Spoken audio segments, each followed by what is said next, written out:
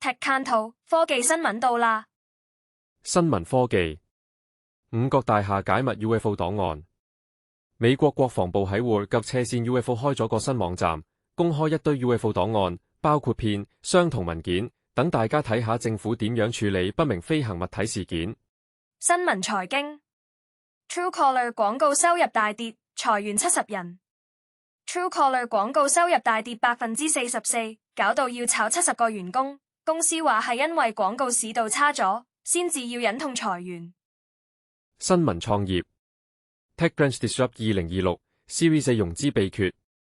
TechCrunch Disrupt 2026會喺10月13至15號舉行，到時有頂級創投分享2027年 Series A 融資秘訣，創業者千祈唔好錯過。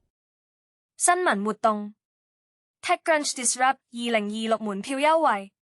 TechCrunch Disrupt 2026最後一日有買一送半優惠，買一張飛第二張半價，快啲拉埋拍檔一齊去。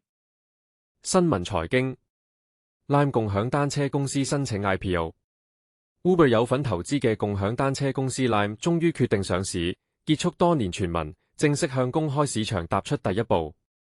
新聞科技 Cloudflare 話 AI 令1100個職位消失。Cloudflare 頭一次大規模炒人。CEO 話因為 AI 提升效率，令到千幾個支援職位變咗多餘，就算公司收入創新高都照裁。訂閱我哋，再見。